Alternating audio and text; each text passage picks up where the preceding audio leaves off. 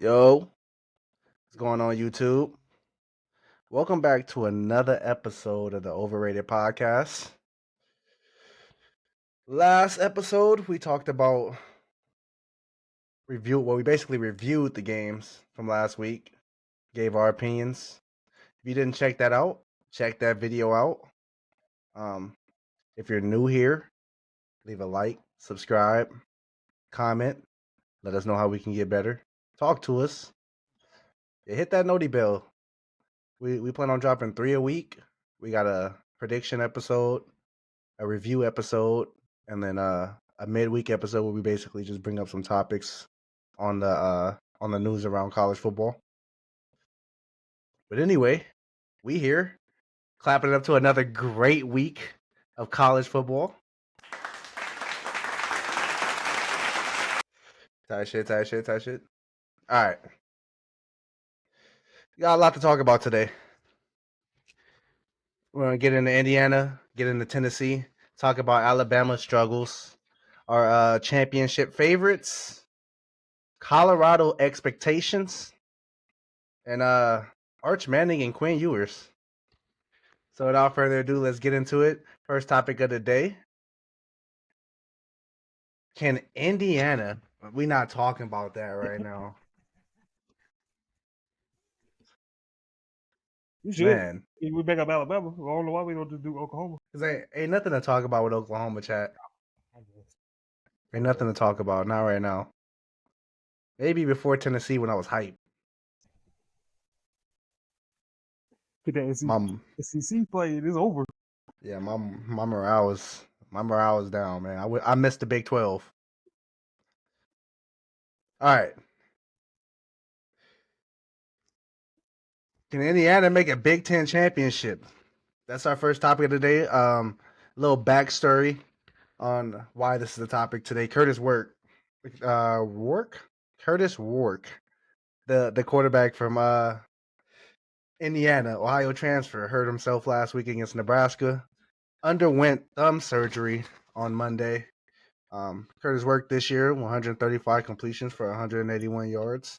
Has a 74% completion percentage, throwing for 1,900 yards, 15 touchdowns, and 3 interceptions. So he's having a pretty good season. But without him in the lineup, Indiana's expected to do a lot. They have Washington this week on Saturday, still favored by 7 points. And how do you feel? How do you feel about Indiana and their Big Ten championship hopes? I think if they can get past Michigan, which they got in about a couple of weeks, I think they should be good. But this week and next week they got Washington and Michigan State. Michigan State, we already know Michigan State ain't that. They have been playing well. I don't know how long. Washington, is that a road game? Is that a road game for them? Washington is at home. No, it's at home. See, I think they'll win that game. And if it's a road game, now I know that would have been a little bit more tough. But since it's a home game, they backup quarterback, I think it's Traven Jackson. I think that's his name. Yeah, Taven Jackson, the Tennessee transfer. Yeah. He should be good. He should get the dub this week, and then they said Curtis Wark should come back next week when they play Michigan State. Well, they're hoping he'll be back against Michigan State. Michigan at the latest. Yeah, they said he had a even with that surgery, he had a great progress this week, and they have him predicted to play next week. Yeah. So Indiana at 7-0, they have Washington at home, at Michigan State, Michigan at home, at Ohio State, and then they end the season versus Purdue at home. They should be favored in every game except for that Ohio State game. I expect them to win every game except for that Ohio State game. Taven Jackson looked good in the second half against Nebraska when he did step in. So I doubt they miss a beat in those 1 or 2 games. It's probably gonna be a lot like Texas. Like Quinn Ewers went out, Arch Manning steps in. Texas kind of still looks good. I'm expecting Indiana to still look good, especially against Michigan State in Washington if he's out that long. You said what? Texas did not look good after that. After Quinn, They look good. They look good with Arch Manning against ULM and Mississippi State. The 2 weeks that Quinn Ewers were out, they went 2-0. Arch Manning played great football. Yeah, I'm not talking about the Georgia game. Indiana has a number 6 ranked defense in FBS right now. So that defense is good, as we saw against Nebraska. Yeah, that's why I think Indiana is going to be fine. Like I said, yeah. Now, whether they make a Big Ten championship or not, I think they definitely have a chance to make the Big Ten championship. It's just a lot of moving pieces. Like, they're going to lose that game at Ohio State. I just believe they are. And then if they finish with only one loss, they're hoping that Penn State loses to Ohio State also. And then Ohio State drops the game somewhere else. I feel like they should still be able to make it, even with that one loss. Now, I think Penn State, just given their schedule, they got Wisconsin on the road. I think we got Wisconsin, then they got Ohio State at home, Washington at home. They might drop maybe 1 to 2 games. Yeah, like I said, they're favored in every game. I see them only losing to Ohio State. But would not be surprised if they do drop a game to Michigan. Michigan, like, they have a good enough defense to play with anybody. I don't believe it. I don't believe they will beat Indiana, but they could. I'm Michigan losing that game. They quarterback play is their biggest downfall. They go swapping through 3 people, still can't figure it out. And then with the running back playing, there are 2 running back playing. So there ain't no possible way. Yeah, Donovan Edwards. We expected more from Donovan Edwards, and he doesn't even look like the best back in that locker room. Truthfully. But let's move on. No. I think he could. Didn't he play against? He played against Texas. He did. And he also played against Fresno State. Yeah, I don't think he was hurt. Oh, shit. Definitely had a terrible year this year. Yeah, just Khalil Mullins. Is that the running back's name? Khalil Mullins.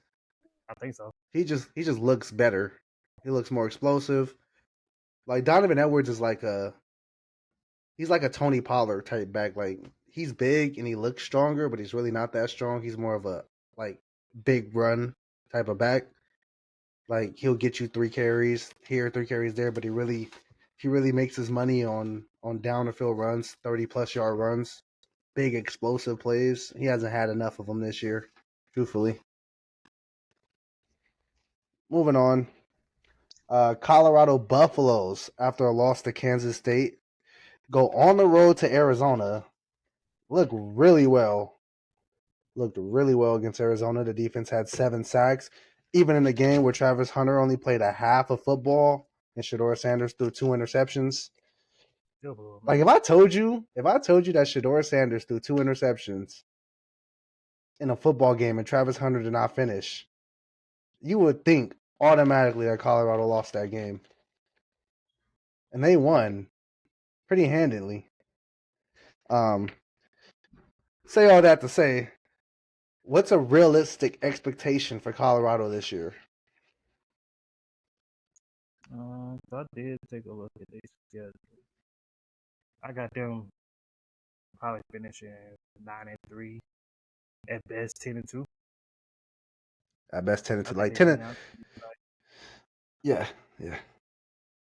10-2 is winning out. They have Cincinnati at home this week. Then they have a road game at Texas Tech. They welcome Utah at home. Then a road game against Kansas, and then they welcome Oklahoma State at home. Vegas right now has them favored in every single game for the rest of the year.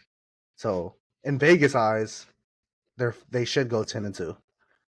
See, this is I why I had them at 9-3 because Cincinnati's 5-2, and so is Texas Tech. Now I think mhm. they're gonna beat Cincinnati since that's a home game. Now Texas Tech, that might be tough because that's an away game. So if they don't lose this week, then they're probably gonna lose next week. If they don't lose next week, they're running out the entire year because the last 3 games right there, they're just cakewalk. Yeah, and I'll say ever since that Nebraska game, I feel like I trust Colorado on the road more than I trust them at home. For some reason, they play better on the road. We've seen it against UCF. We've seen it again against Arizona. These home games, like their home game against Baylor, just they look lackadaisical. And then against Kansas State, they couldn't stop the run at home. Like I feel like they play better against North Dakota State. They couldn't stop. They couldn't stop the QB run at home. I just think on the road, for some reason, they play better football. That's why I like them to beat Texas State. I like them to beat Kansas. I'm just more concerned about Oklahoma State at the end of the year, possibly somehow eking out a win in Colorado, and then Cincinnati. I don't think Utah has a chance though. Yeah, Utah definitely don't. Shador That's why. Sanders this year, 2,268 yards with a 72% completion percentage, has 19 touchdowns, 6 interceptions. He's having a great year. And then right now the Buffaloes are tied for third in the Big 12 with Kansas State. Yeah, Shador's gonna finish out with the most passing yards. Yep. I think realistically they go 10-2. And we'll talk a little later about Big 12 Championship and who I believe is going to play in the Big 12 Championships. There is a road for Colorado to make the Big 12 Championship. They need some help. Did not think at this point of the year, Iowa State and BYU will both be undefeated. Yeah. I did expect Kansas State to be there though. So My thing is with Colorado, they only biggest I think their only biggest loss was Kansas State. I think that's the only game they struggled because yeah, they couldn't stop nothing. But with these next 2 weeks, that's gonna be their biggest test. Now, yeah, we're gonna get into the Big Ten Championship later on. I just feel like they didn't lose. Who did lose to early in the year? Nebraska. Yeah, if they didn't lose to Nebraska, they should be ranked right now. No. But my expectation, they'll be ranked by the end of the year, but they just won't make the playoffs, even with a possibly 10-2 record. They're not making it. Yeah, That's I why disagree. I think that's if why they go 10-2, obviously they'll have to be in the Big 12 championship. I don't think they make the playoffs without a Big 12 championship bid. But I think if they're 10-2, they're ranked in the top 15, maybe even top 12. Maybe there's a chance, even not in the Big 12 championship, they make the postseason. It's Coach Prime in Colorado. Like that's viewership. I cannot see them getting left out at 10-2. I don't think they're gonna make. I don't think they're gonna get the top 12. Yeah, possibly you can't argue with the Big Ten championship. Yeah, So 10-2. Iowa State somehow drops that game or beats Kansas State and then drops a game, and then BYU drops 2 games. And they're in the Big 12 championship against Iowa and they win. Iowa State and they win. I can possibly see Colorado with a bid to the playoffs. Obviously, they'll need Boise State to lose this week against UNLV because they need Boise State to get out. They need a Group of 5 team that highly ranked to drop. If Boise State loses to UNLV, every Group of 5 team's chances at a postseason is over. Like Boise State's the only Group of 5 team that's going to make the playoffs, and they have to win out to do it. If they lose to UNLV this week, and somehow the Buffs go 10-2 and make a Big 12 championship, and possibly beat, because at that point they'll have to beat a highly ranked Iowa State team. Like we're talking top 10 Iowa State team. Iowa State tough this year, but they definitely should have. Who they played their last game? This is Iowa their State. game. Yeah, Iowa State played UCF, and they should have lost. yeah, they should have lost that game. Yeah, But you but know, like UCF and BYU, not BYU, UCF and Oklahoma State should have beat those top 15 opponents they played this week. They didn't, and the committee is going to love the fact that they survived those games and then dropped those games. But we can say that I was really upset about it because I was like, these Iowa State and BYU should have lost. And we should be talking about a whole different Big 12 race. And I'm mad that they didn't, but then I thought about it. Colorado did lose or should have lost to Baylor. Like, they should have lost that game. Will Shepherd drops a Hail Mary with 2 seconds left. They should not have let up another deep ball. Like, if you're the coach for Baylor and with 11 seconds left in the game, Shedeur drops back and delivers a beauty of a dime to Will Shepherd, and he drops that pass with 2 seconds left. Dallin, tell me you're not playing 3 deep, telling do not let anybody get behind you. I mean, after we just saw what happened. Everybody knows if you're a defensive coordinator and you got 11 seconds left, you're putting about 3-4 people in the back. Exactly. There's no way you're letting Hail Mary go up to one person. There was nobody else over there. Yes. And I think the crazy part about it is, so what? Like, you let it happen once, right? You let Will Shepherd get behind the defense, and he drops it. And that should have been it right there. Yeah. Next play, I'm like, yep, God, thank you for bailing me out of that situation. Never again. And you get beat the next play? They deserve to lose that game. And then that fumble, yeah, Travis Hunter, hell of a play. Put his shoulder on the ball. Most running backs don't fumble in that situation. You can't. That's Travis I'm talking about here. You can't teach a better tackle than what Travis did. He put the shoulder on the ball where you needed to, as everybody supposed to, as a defender, you're supposed to do that. Yeah, put your shoulder on the ball. Yep. Cause that fumble right there in the end zone when they needed it. So hell of a play. No, I said when I was on a group chat with my friends watching the game,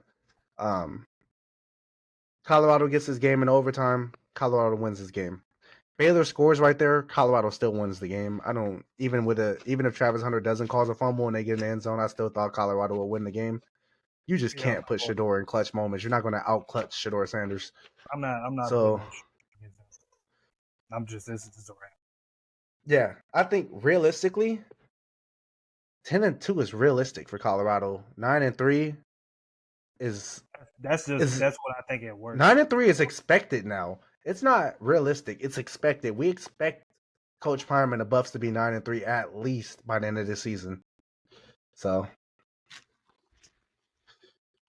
moving on. All right. The topic I've been waiting to talk about. I don't know why. Kalen DeBoer and the Alabama Crimson Tide. Oh, you skipped one. We're supposed to be talking about that Texas quarterback. We'll get to Texas. Well, that's fine. There ain't no reason why we stayed on this topic for more than 5 fucking minutes. Oh, I have some stats to throw out there. It's a coaching issue. Okay. Yeah, let's just get right into it. Is Alabama struggles a coaching problem or a player problem? It's not a player issue. It's a coaching. Not only did we lost to Vandy. I think we played the same defense the entire damn game. And then they do exactly what to do. They'll roll out, then throw the ball to where a defender's leaving. Now, as a defender, yeah, okay, you might hit me with that maybe like 3 times at most, because in the game you're not supposed to let the quarterback out. But you getting hit with that every time, every drive down the field. There ain't no reason why we can do that. And then another thing is why I think it's a coaching issue, it's not a player issue. Kalen DeBoer is relying on Jalen Milroe and Ryan Williams to make all the plays. We can't do that. Not in the SEC. You got JM, you got Justice Haynes. So you also who's number 5? Crap, I forgot his name. But you got that as a receiver as well. We have athletes that can make plays. So you're trying to feed it with one person, have Jalen do QB runs on the outside. Take him, I understand, we can do that, but you got to do that at the right time. You can't just sit here and just roll out with the quarterback every play or every other play. Mm-hmm. You can't understand you're trying to move the pocket, but if our tackles are not holding up the block like we need to, it's not happening. We're not going nowhere. You not running the ball on first, second down, we're not going nowhere. We can't do that. We can't just keep trying to leave. We're not a pass heavy team. Everybody knows that. So there's no reason why we're trying to turn into a pass heavy team. Yeah. And defense, we gotta sit here and disguise. We gotta put different type of coverages, all types of everything. Understand we got freshmen across the board, but they're talented for a reason. They're there for a reason. Put them in different coverage. Don't sit here and run the same coverage every drive, every play. It doesn't work like that. So you're saying it's a coaching issue, not a player problem. Did you not see Malachi Moore at the end of that game? Yeah, I mean that's a player. Nick Saban would have took the man jersey, would have took your helmet. He wouldn't have been on the team. He would have spent it by the rest of the year. It would have been over. Yeah, I understand. I think he would have showed a little more grace than that. I mean, he definitely wouldn't have tolerated it. So he would have been spending for some games. I know for a fact. This man kicked the football. You let me know one coach you gonna let you kick the football and you not get penalized for it. Yeah, that was a tantrum he threw on the field. Yeah, I think personally, it's a bit of both. I think it's a player problem and a coach problem. Coach problem, and I'll like get into coach problem first. Alabama's defense is ranked 58th in total defense. That's so bad. I've never seen an Alabama team with that bad of a defense. Their coverage grade is low. They're undisciplined. They had 6 penalties for first downs against Tennessee. Like, you just can't win. You can't win with 6 penalties that forces a first down on your defense. You can't get off the field like that.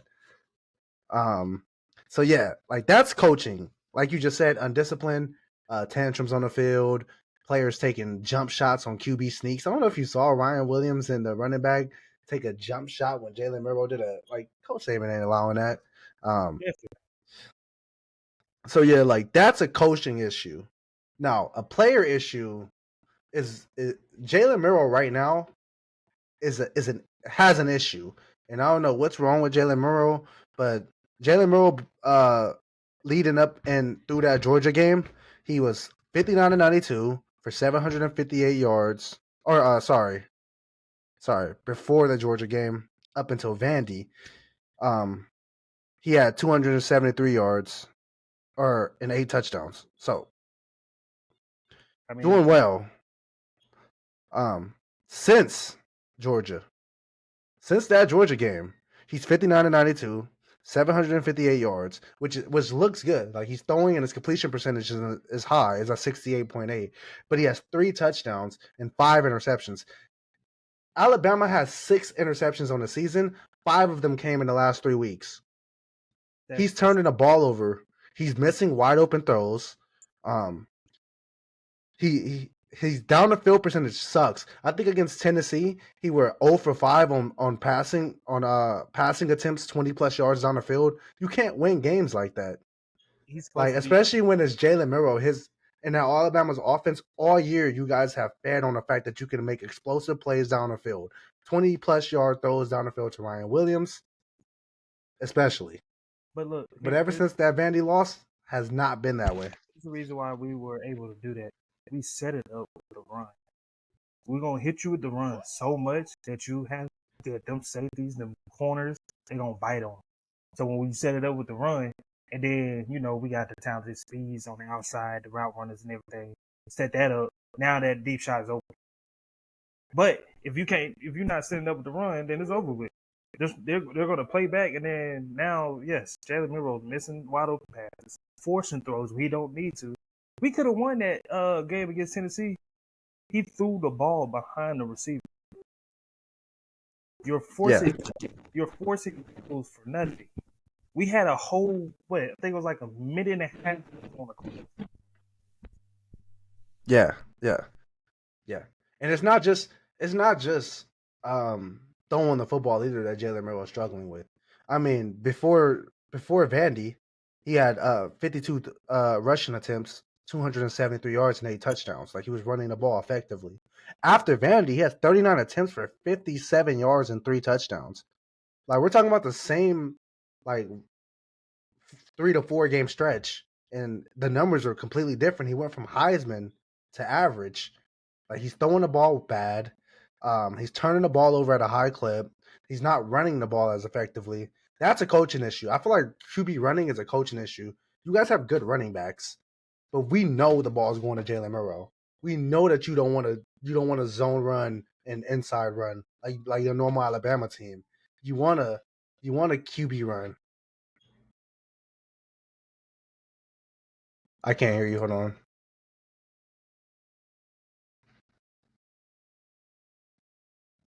Technical.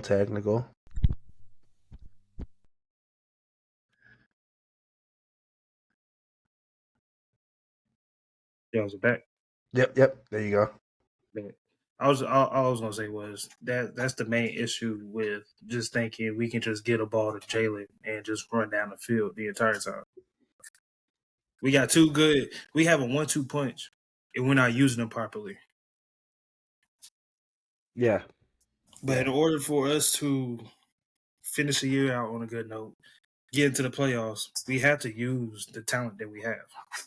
We have to have good play calling and not just think we're going to run jet sweeps or outside zones the entire game and think we're going to beat them on the edge. You know, damn well, Alabama football, we run it straight down your throat regardless. Downhill. Yeah. So, again, I think if you guys are going to win games and to look at the rest of your schedule, you guys welcome number 21 Missouri. And then you guys go to LSU to face number 8 LSU. Then you have Mercer, which is basically a D2 team from high school. And then Oklahoma at Oklahoma. And then you guys welcome Auburn for the Iron Bowl. If you're going to win, and I think you'll win I think you'll win all of these games. I'm just concerned about the LSU game in Death Valley. If you lose that game, it'd be because Jalen Murrow's throwing and playing the same way he's been playing these last 3 weeks. If you win this game, it'd be because you guys go in with a different offensive game plan, and Jalen Murrow's back to throwing the ball efficiently down the field. He has to throw the. I mean, like I said on the other episode, Ryan Williams running wide open with only a safety to beat. You cannot miss that throw by 10 yards. You can't. There's no reason why we're overthrowing it. Like, especially when the closest defender is 15 yards away from him. Like, all you have to do is loft it in his area, let him just run and get it. You ain't even got to put it on him. So that's just 17 years old. If you just get him the ball, the man is making people that's older than him miss easily. Yeah. Like I said, Jalen Murrow has to play better. Coaching has to get more discipline. I don't know what Kalen DeBoer, and I think he's an excellent coach. I don't know what he's doing in the locker room, but it ain't working, dude. It ain't working. Alabama looks bad. I think I saw a stat where this is the first time Alabama has lost 2 games before November. Or it said something like Saban has never lost 2 games before the November in his era. This could get, if we don't, my opinion is if we don't win against LSU, I don't think we're making the playoffs. We're just not. Yeah, I don't think they're letting a 3-loss team in the playoffs. I don't think they're going to do that. Yeah, I think a 10-2 Alabama team gets in. Cause we're not talking about a 10-2 Colorado team like we just talked about. We're talking about Alabama in the SEC, one of the toughest divisions in football. They go 10-2, even without a big, an SEC championship game, they can still make the playoffs. I truly believe that. They'll need some shit to happen. They'll need Georgia to beat Tennessee for sure. They'll need which we all know that's gonna happen. Yeah, they'll need again, they'll need A&M to lose one. They'll need to beat LSU, and then we'll go from there. If we can get a win against Missouri, LSU, the problem is because we just need them to. We just need them to be honest. If we can the problem is even if you beat LSU and LSU never loses another game, they'll have a playoff bid ahead of you because they're undefeated in SEC play. Yeah, that's my upset thoughts about these because same thing with A&M. A&M is undefeated, and I don't see them losing the game until Texas at the end of the year. So yeah, we got 2. They're not losing the game against Texas. I don't even think actually they're gonna lose that game. Does Texas A&M play? Oh, they play LSU this week, so there's one already. If Texas A&M beats LSU and you beat LSU, you already jump LSU. So you need yeah. I don't know though. We're gonna get into that because I want to go down these little standings with each of these conferences when we do that. Yeah, when we talk about the predictions. Yeah. All right. Well, yeah, like I said, Alabama, do better. Moving on. First of all, don't we're not just gonna sit here and act like you didn't say that. Don't state it like that. We need Oklahoma do better while we talking like that. As Stephen A. Smith would say, it's Alabama. You don't play bad football in Alabama. No, you don't. You don't. We had a bad years, but we had a bad year like this. This is crazy. All right, Texas. We just watched them lose to Georgia. Texas loses that game 30-15 at home. Everyone's talking about the crowd throwing their little temper tantrum, throwing trash on the field to get a pass interference call overturned. I mean, one, the refs are stupid for overturning a pass interference. First of all, you're not supposed to. Pass interference is a non-reviewable call.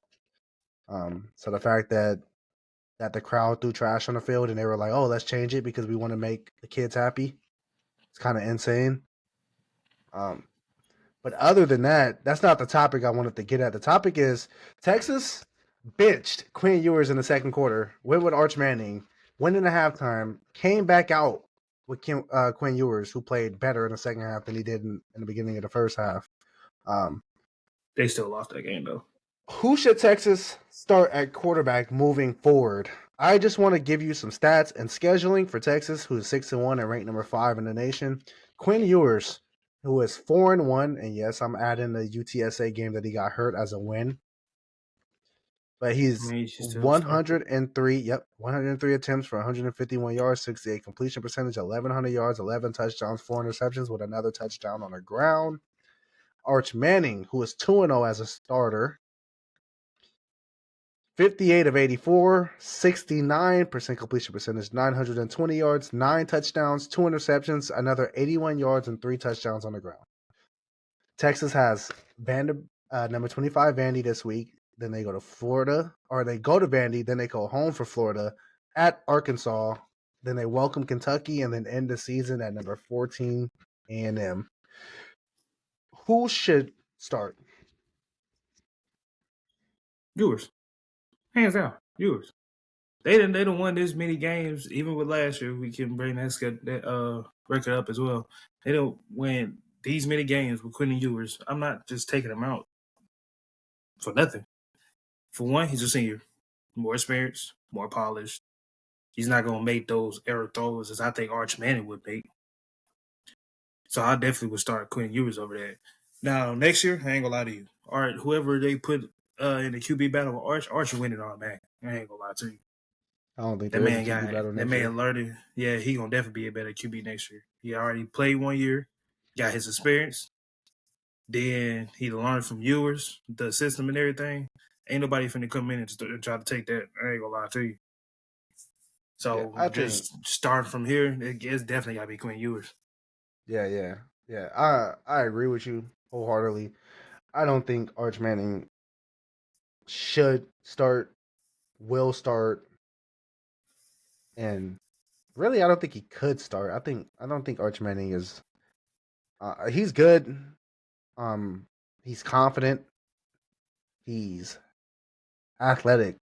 Like we ain't never seen a Manning move like that. Oh yeah, most definitely, most athletic. But I don't think he's ready. And I think that's like yeah, the stats say that he's ready, but the stats say that he's ready against ULM and Mississippi State. Yeah, like, UTSA and stuff like that. Against Georgia, he came in, had a 20-yard explosive run, which is probably like the biggest play Texas had all half. And then, I mean, he turned the ball over right after he got strip sacked, yeah. And then he went in the red zone and then didn't finish the drive. Listen, Quinn Ewers is good, and I've never seen him play that bad. I think that's the worst game I've ever seen Quinn Ewers play in his collegiate career. I don't think he plays that bad again. I think Texas will be fine with Quinn Ewers. I think they'll move on. They'll win.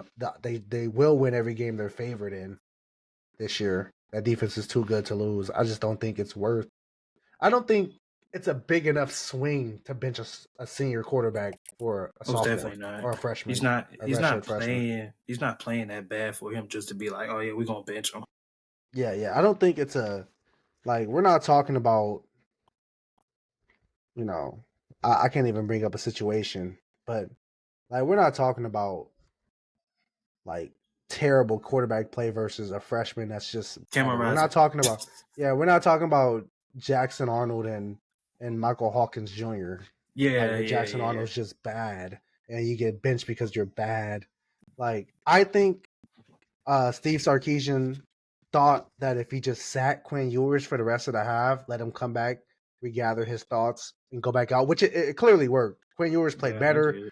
They almost came. I mean, they didn't almost come back, but they made that game competitive at the end. Yeah. I think they'll be fine. I don't think we should really stay on this topic too much. I just think that Texas fans are just like Dallas Cowboy fans. They're just hella toxic, and they want what they want, and you're not getting it yet. Y'all can wait till next year. They pretty much got what they want. They have the most easiest schedule in SEC. They got easy schedules. They're the only team in the SEC with an easy schedule. I'm talking about their toughest game just came from Georgia. They're the whole entire season they just been cakewalking everybody because they had easy teams. I think they lose that game at A&M to end the year, but all right. But I'm telling you, the Vandy's built different now. This ain't the same Vandy. I understand that defense might be tough, but they're going to Vanderbilt. Vandy already upset a number one team. We're not talking about it. They should have upset Missouri. My point exactly. They should have upset. They should have had 2 upsets already. The problem is Vandy's defense is not good, and the only reason why Vandy did all that on Alabama is because Alabama's defense is also not good. All right. 58th ranked defense. Stats don't lie. All right. Before we get into championship predictions, just want to talk a little bit about Tennessee, who just came off of a 24-17 win over Alabama. Tennessee this year. Man, what the hell you put this damn topic out your ass with? Because Tennessee fans are very toxic, bro, and they feel like every time the Vols is rolling that it's their year. Let me go. Just want to throw out some stats. Tennessee is 6-1. Offense has not lived up to the hype. I mean, their first 3 games they dropped 71 points, 69 points, and 54 points, and then ever since then they haven't scored more than 25 points these last 4 weeks. Defense has lived up to the hype. Kind of underrated. They're a top 5 defense in FBS. They have Kentucky at home, Mississippi State at home. Then they go to Georgia, number 2 Georgia. Have UTEP, and then they end the season at Vandy. Is Tennessee a legit championship contender? Negative.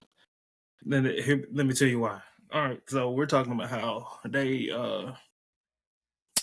been blowing everybody out, scoring 71, 50, stuff like that. That's the beginning of the they started off the year playing Chattanooga. Then played NC State. Had hosted Kent State. Then went to Oklahoma. Man, okay. They played Oklahoma. 4th game of the year. They only won by 10 points. And off rip right there, when they play Oklahoma, that exposed everything. Because they didn't score no 70, 50, 40 points ever since then. Lost to Arkansas. Then they barely beat a Florida team that has basically what Michigan has in like a inconsistent quarterback play. So they had Mertz, and then they also had who they wanted to start. Yeah, they had Mertz, and then they also had Lagway. They over there trying to figure out who gonna play. They only beat them by a touchdown. So my prediction is, with Tennessee, you think they're gonna be a contender team? I don't think they're making the playoffs this year. They got Kentucky at home. That's understandable, but even with our bad play, they only beat us by 7, and they also struggled. So with that offense, they're playing Kentucky. I think they're gonna lose. Now Mississippi State, they might win that one, but that's still up for debate because it's still Tennessee we're talking about here. They're definitely losing against Georgia because they got to go to Athens. Then they're definitely going to lose against Vandy. They got to go to Nashville. They're not going nowhere this year. That's just personal to me. I don't think they're going anywhere this year. I don't think they're a championship contender. Here's why. And all that's good. Their offense is just, I mean, piss poor. If you would have heard people before that Oklahoma game, oh, that offense is explosive. That's the number one offense in college football. They're not going to be able to stop that offense. Nico Iamaleava, before or through that up to that OU game, 61 of 88, 892 yards, 7 touchdowns, 2 interceptions. Another Jalen Milroe type start. And another Jalen Milroe type finish, because after OU, he's 47 of 82 for 521 yards, 1 passing touchdown, and 2 interceptions. He had 1 passing touchdown since Oklahoma. They're winning games because of that defense and Sampson, that running back. That's why they're winning football games. And now they can't. They're struggling throwing the football, and I think that's why they're not a championship contender. Because when you get into the playoffs and you get into these competitions where the talent level is equal, you're not going to be able to rely on running backs to break for 182 yards, 127 yards, 133 yards to win you football games. You're going to have to throw the ball late in games. Nico has proven late in games he doesn't have the composure to make clutch drive after drive. We saw it against Arkansas in that loss. 6 seconds left and he runs out of bounds.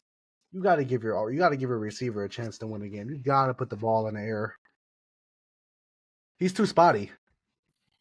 I don't even think he can sit in the pocket and throw the ball, because even when there's even some highlights where he would sit in the pocket, either overthrow it, throw it behind the receiver, not get the receiver a chance to catch the ball. So it's like teams know you put pressure on him, have his mind rattled, it's over. They have to rely on that run game. And yeah, just to go back to the Arkansas game, because you brought that up, they have that game-winning drive, or attempting at a game-winning drive. About 30 seconds left. He first down, overthrows the ball. Second down, underthrows the ball. Third down, rolls out and hits a receiver 40-yard down the field with a beautiful throw on the run. And then after that, he has the clock management error where he runs out of bounds. I think that's the inconsistency that won't win you a national championship game. Yeah, he's great. Yeah, he rolls out the pocket on third and long, and he delivers a beauty of a pass to put them in range to win the game. But you have to do it again. It can't just be a 1 or 2 plays a drive. It has to be again and again and again and again. And I don't think he's ready, not this year, to do that again and again and again. I think at some point in his career, though, he will be. I think he is good. I just think he's too young. He's too rattled on the road. And in clutch moments, I don't know if he's overthinking or if he's jittery or if he's scared or nervous, but he's not delivering the ball consistently. Well, I'm only giving him some leeway because he's still a freshman. He's a freshman. That's what I'm saying. Started that's in what the I'm SEC. saying. So that's what I'm saying. Eventually, I feel like he'll get there. He's just not there yet. Not this year. Yeah, this year, I don't think Tennessee will be contending. Now, within the next 3 years, I think he will make them a contending team. Yeah, definitely. Watch out, especially with that defense. Oh my God, that defense is nasty. That front seven is insane. Nasty. That is. God. And then that just to reiterate, and I know we said it last podcast. That was offsides.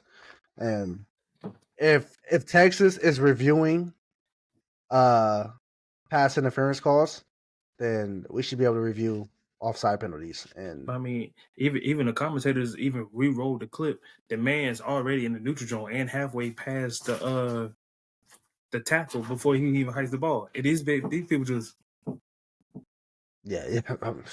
So I'm like, what are we looking at here?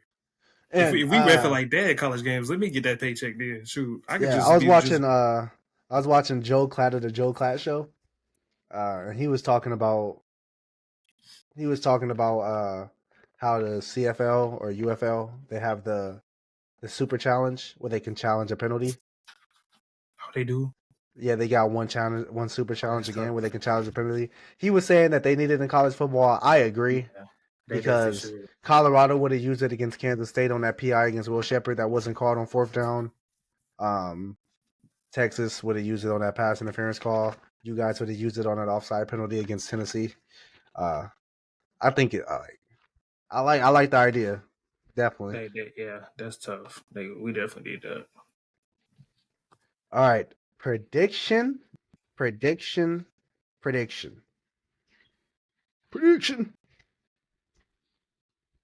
I've been waiting for predictions. Oh yeah, I already got it pulled up. I'm just waiting. Where do you want to start? Big 12. Yeah, of course. Yeah, let's start Big 12. Big 12 championship predictions. You want to go first? Oh, let me just throw this out, and I'll throw this out before everyone else. Before we get into our little talk. Iowa State and Kansas State right now is favored to play in the Big 12 championship by Vegas. Iowa State is leading, which means they have the highest odds. Kansas State behind them, and then BYU, and then Colorado. So, Colorado has Cincinnati this week, Texas Tech next week. Ooh, let me check BYU schedule real quick. UCF. No, BYU gonna win out. That's my thing. So I think how that Big 12 gonna look. Colorado wins out, beat Cincinnati and Texas Tech. That pushes them behind them. Kansas State. Let me see. Kansas State got Cincinnati and Iowa State at the end of the year. I don't know. I think Kansas State might sneak in because they do have a win over Colorado. If they don't lose them 2 games at the end of the year, they might sneak in over Colorado. Then it's probably going to be BYU and Kansas State. But say, for instance, they do lose that game at the end of the year, and Iowa State, they drop the game to Texas Tech or Cincinnati. I got Colorado and BYU. Colorado and BYU?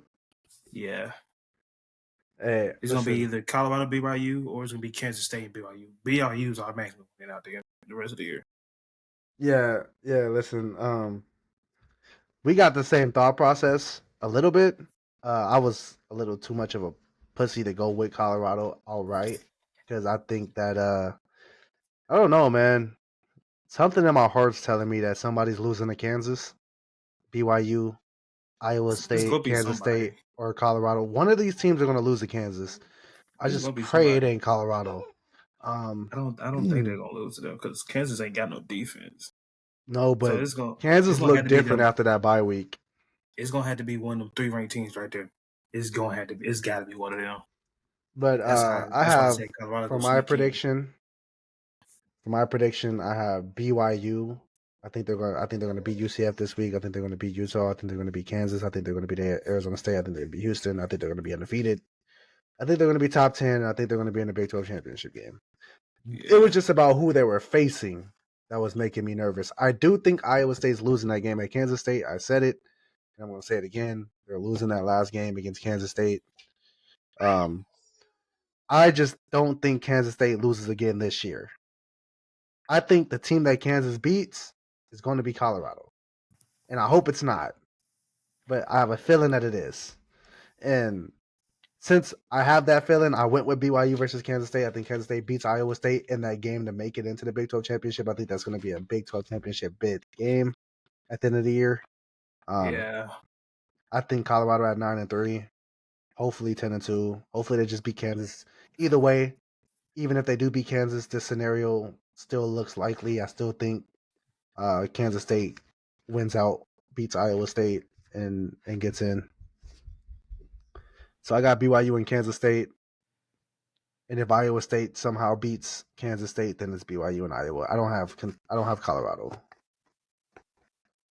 in my Big 12 odds. Not yet. I'm still gonna ride that. Not yet. It's fluent, but not yet.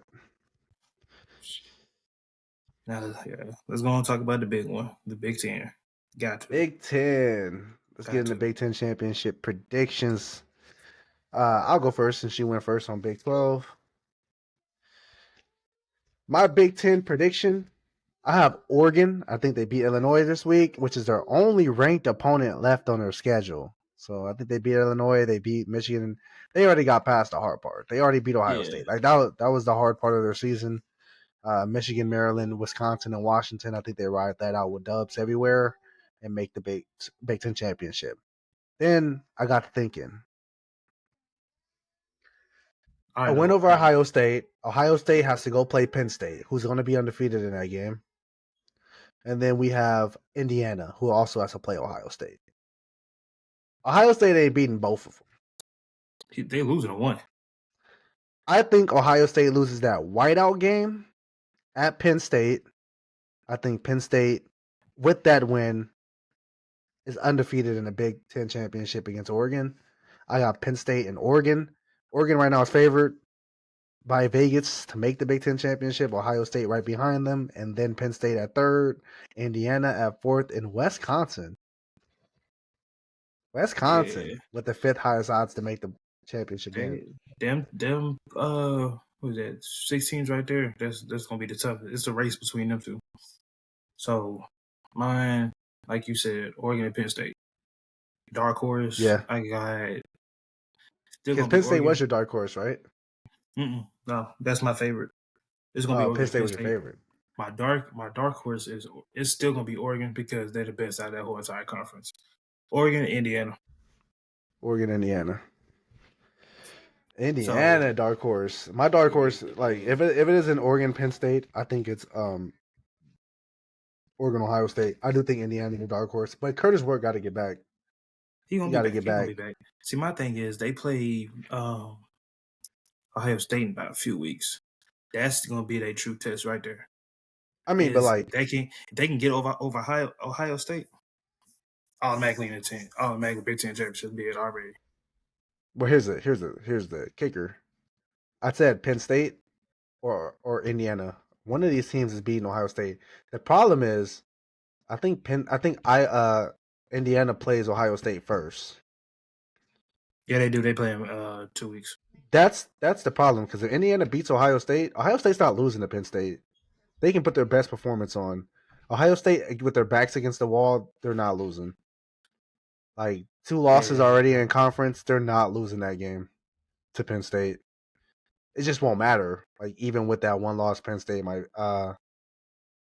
they won't be favored. Indiana will be favored because they actually beat the team that beat them. But still. So they do. So my thing is, if they lose to Penn State, Indiana's not beating them. But if they beat Penn State, they're gonna think they got the little, cruising right there. That's when Indiana gonna come in and shock them. Oh, actually, I'm wrong. Penn State faces Ohio State first. Yeah, I told you that's 2 weeks, and then they got Indiana. Sorry. Fact check. Penn State first.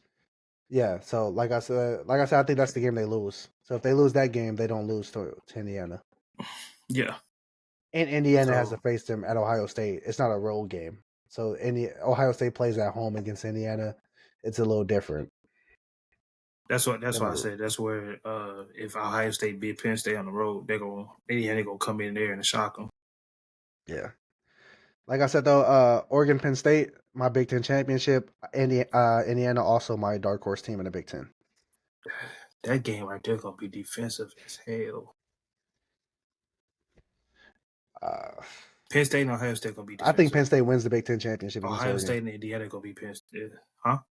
I think Penn State wins the Big Ten championship against Oregon. Are you drunk?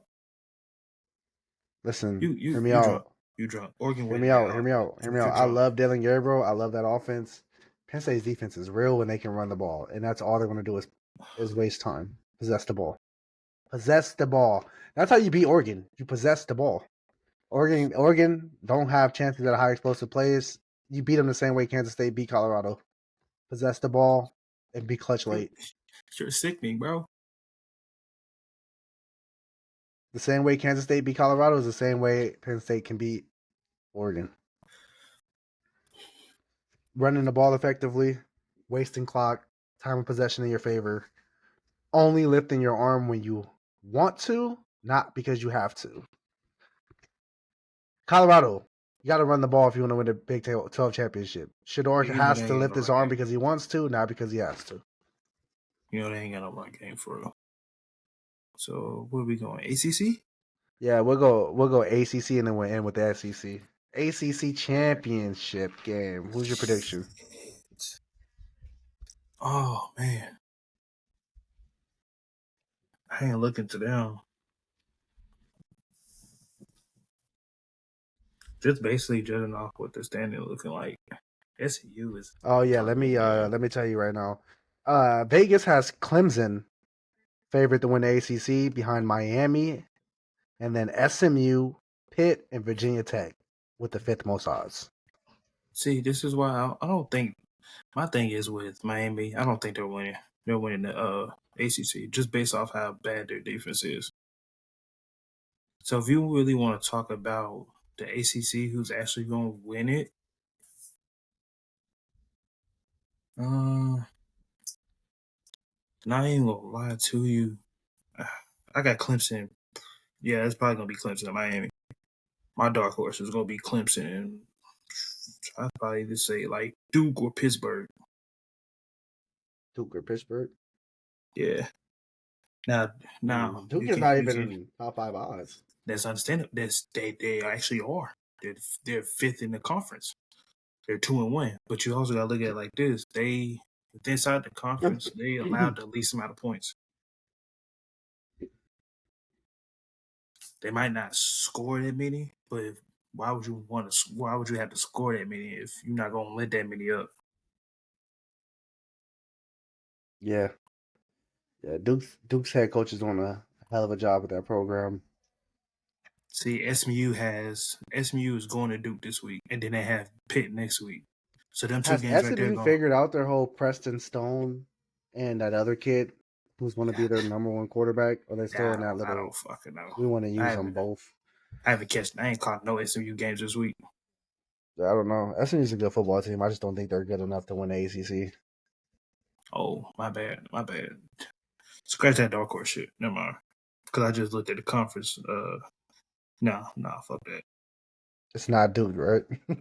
Nah, it's probably gonna be Clemson and SMU. SMU outscored all their conference opponents by a lot. Yeah, Clemson and SMU in the championship game. Yeah, there's a dark horse, but favorite it'd be Clemson, Miami. Yeah. I got Miami, who plays Florida State this week. It's not gonna be the same as last year when Jordan Travis ran through Miami. It's gonna be a different game. And then I think they're gonna beat Florida State. They're gonna beat Duke. They're gonna beat Georgia Tech. They're gonna beat Wake Forest, and they're gonna beat Syracuse. Miami is gonna go undefeated. Cam Ward's going to ACC Championship game. You're so high on fucking Miami, bro. Here's my thing. I'm high on Cam Ward. Okay, that's understandable. But let's be realistic here. If they meet a defensive team, they're not winning shit. Did you not hear what I just named? Florida State. Defensive. Scratch them out the list. They can't score. Duke. Yeah, they suck. Duke. They're going to Miami. Cam Ward scoring on Duke. Ward scoring on Duke. I don't understand. He's scoring. Cam Ward scoring on Georgia Tech. Game at the day. He's scoring on Wake Forest, and he's scoring on Syracuse. So I already told you. You already know. I sent you that text message. Over the next 4 weeks. I was with you. I thought Miami would lose to Louisville. I thought that was the game they would lose. They should have lost that. We talk about controversial calls. Miami getting controversial calls all year. That's why I said they're gonna lose out of at least 2 games out of that 3 weeks, because there's no way you're going to sit here and go week after week of getting controversial calls in your favor. It's not going to happen. That's not going to work every time. Yeah, I just don't think that's possible. I think they're done with controversial calls because I don't think any team is going to push them to a close game again this year. I think that the rest of the year is pretty solid and easy for Miami. Sure, Virginia Tech was And they're running the ball. They're running the ball pretty well too. Now Martinez is running the ball effectively. Oh yeah, Martinez is tough. So, so I got Miami, and then I got who I think is the best team in the ACC, and that's Clemson. Even with one loss to Georgia, I mean, you put anybody else in that schedule, Clemson undefeated. So yeah, pretty much. They have Louisville this week. That's a game they can lose though. So look out for that Louisville game, and then they have they're at UT. I think they win, or Virginia Tech. I think they win that game, and then they're at Pitt. I think they win that game, and then they play Citadel, which is again another high school, and then they play South Carolina. They can lose South Carolina. They can lose South Carolina. They can lose Louisville. I don't think they lose any other games. I think they win one of those though. If they lose to Louisville, they beat South Carolina. If they beat South Carolina, they can. So I can already tell you that they're not beating them. My dark horse in the ACC is Pitt. I think Pitt is my dark horse. They're ranked number 19. They're undefeated. I think they'll be undefeated going into Clemson, and then or welcoming Clemson because it's at Pitt. They beat Clemson. Like you might as well book them a trip to the college football playoffs. Not college football playoffs. Sorry, ACC Championship game. That's my dark horse. My favorites though, Clemson and Miami. Miami because of Cam Ward. Clemson because ever since Georgia, their offense has been top 5. Top 10 offense, even with that Georgia game. But all right. Finally. Yep. My favorite. We just got done ripping Alabama. So don't fucking put Alabama as your SEC champion. SEC Championship game predictions. We gotta have a lot to play in our favor in order for us to get there. Yeah. I'll start. I'm gonna I know you're gonna get into your. I know your dark horse. For my SEC championship game, I have Texas A&M and Georgia. I think Texas A&M beats LSU this week, and then they went out, and then they beat Texas. I think they get massively great wins. They got to beat LSU, they welcome LSU and they welcome Texas to the 12th man. It's really hard to win. Yeah, Texas at A&M. Like it's Notre Dame got lucky this year because it's extremely hard to lose at A&M. I think they win all of those games. I think Texas A&M is in the championship game, and then I have Georgia. I think Georgia also wins out. I think they beat Tennessee, which is their hardest scheduled game left. I think they beat Ole Miss. I think Georgia Texas A&M championship game. Georgia's on a mission ever since that loss to Alabama, which. Yeah. Ever since the second half of that game, they just we were like, we're not playing good football. They're still not playing good football. Offense, Carson Beck, bro, what's up with him? I mean, he's turning the ball over so much. I think he has 8 turnovers in 3 weeks, 8 interceptions. It's insane. The odds right now to win the SEC, Georgia's ahead of everyone. Behind them is Texas, and then you have your 2 undefeated and only undefeated SEC teams. In competition, LSU and Texas A&M. They're the only ones with undefeated SEC records. But they're third and fourth in odds. And then Tennessee is behind them, and then Alabama with the least favorite odds to win the SEC right now. Shut your ass up. Let me get to this. So it's definitely going to This definitely gonna be my bad. My dark horse to win the SEC championship game or to make it is LSU. You're so sickening. No. So I like Nessmeyer. LSU. Yeah, he's tough. I ain't gonna lie to you, he's tough. So yeah, I'll probably give. It's gonna be opposite of yours though. I'm going to Texas A&M LSU. Now, if everything plays how I think it will play, I'd probably get Texas A&M and Alabama. A championship game? Oh, that's how you want it. Yeah, that's You how I want want it, it. A&M Alabama. Because it's look at it like this. Georgia got to go to Ole Miss. Now that's a tough place to play. Even though they're mediocre, they're still a tough place to play. And then they have Tennessee. That game will go one of two ways. If Carson Beck plays badly, that game is gonna be defensive. Both quarterbacks suck. But I think Nico will come out a lot better. Yeah. Especially at the I end don't of the know. year and he's still. So I think Tennessee that, drops that game to Georgia, and there goes their SEC championship hopes. Right there. Yeah, and then they got Like you guys are Kentucky. They got Kentucky Vandy's ranked then, ahead of Alabama right now in the SEC odds in the they're standings. Yeah, they are. yes, I know, I understand that, but we know Vandy's not making it. Well, I already know fucking Vandy's not making it Shit, because you're saying they might be drop another Texas. game. They got to go to Auburn, then they got South Carolina, then got to go to LSU, and then play Tennessee. 2 games, I think 2 out of those games they're gonna lose. Yeah, Vandy's not making it. I'm not saying they're making it, but yeah, I don't think Alabama's making an SEC championship game not this year. Playoffs are still there though.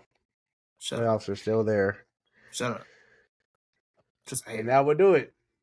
Another great episode of the Overrated Podcast. If you haven't already, my dark horse is Texas A&M, Vandy. I ain't gonna lie to you. A&M, you're switching Yeah, up. Texas A&M and Vandy. No, Vandy's your dark horse. Yeah, I'm biased, so I'll just go with it. This is gonna be Texas A&M and Vandy. Yeah, Diego Pavia, huh? That man's balling though. Still Vandy, bro. Still Vandy. Yeah, all right. So they shot the world. What you gonna do? If they shock the world, Choo-choo. I'll do a podcast episode drunk. Hey, I'm gonna be crossfaded, so I'm gonna be in the same boat as you. Man. All right. That's it. Hope you guys enjoyed the topic. If you haven't already, hit that like, subscribe, noti button so that you don't miss an episode. We'll be back Friday morning with Thursday. predictions. Well, we'll record Thursday. Friday is when the episode will release to you guys on YouTube. Comment if you have any questions, what you like to hear. Let us know how you guys feel about Alabama this year and their chances at the SEC championship game. Y'all feedback matters. Comment. Yeah, feedback matters, guys. You can hit that. Don't just watch this. Yeah, don't just all y'all that's just watching the video right now, not liking, not subscribing. What are you doing? You made it this far. You made it this far, so you made it this far. You might as well leave a like. And comment. Tell us no. Let us know. What are we struggling with? What topic do you not agree with? Let us know if you think that we're being extremely biased towards Alabama because we're from there, or if I'm gonna be biased regardless. But I'm still gonna be honest. I ain't gonna lie to you. If what we're saying is real. But hey, holla at us. We'll be back Friday. Hit that noti. Peace. That noti. Deuce.